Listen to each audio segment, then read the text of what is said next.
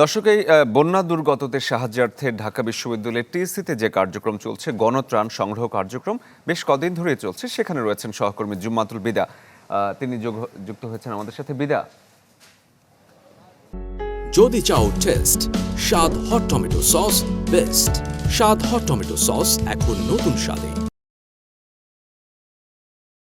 প্রতিদিনের ধারাবাহিকতায় পঞ্চম দিনের মতো চলছে এখানে গণত্রাণ সংগ্রহ কর্মসূচি। একই সাথে গণরান্না কর্মসূচিও কিন্তু চলছে বন্যা কবলিত এলাকাগুলোতে। তার অংশ হিসেবে সকাল থেকেই কিন্তু ঢাকা সহ দেশের বিভিন্ন জায়গা থেকে পাঠানো ত্রাণ এবং অর্থ সহায়তা সেটি কিন্তু পৌঁছে দেওয়া হচ্ছে ঢাকা বিশ্ববিদ্যালয় টিএসসির এই যে কেন্দ্রের সামনের অংশটিতে। অর্থ যেই বুথটি রয়েছে অর্থ সংগ্রহে, সেখানে কিন্তু আমরা বিভিন্ন বয়সীদের সরব উপস্থিতি পেয়েছি। একই সাথে হচ্ছে ঢাকার বাহিরের বিভিন্ন বিশ্ববিদ্যালয় এবং স্কুল থেকে আসা প্রতিনিধিরাও কিন্তু শিশুদের জমানো যেই অর্থ রয়েছে, টিফিনের অর্থ, সেটি এখানে জমা দিয়েছেন। আমরা সেটি দেখতে পেরেছি। তারা বলেছেন যে শেষ হবে বাংলাদেশের এমন ঐক্যবদ্ধ সম্প্রীতির রূপ দেখা গিয়েছে, সেটি কিন্তু ভাববার বিষয়। কিন্তু নতুন এই যেই ভাবনা কিংবা বন্ধন দেখা যাচ্ছে, এটিকেও কিন্তু অনেক স্বাগত জানিয়েছেন সাধারণ মানুষ।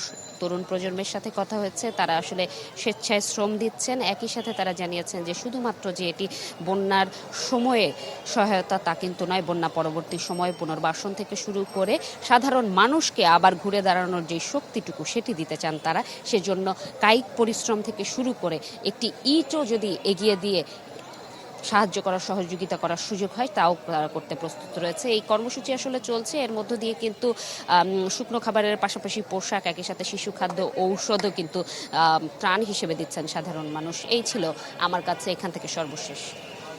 ধন্যবাদ বিদা আপনাকে আমাদের সাথে যোগ দেওয়ার জন্য।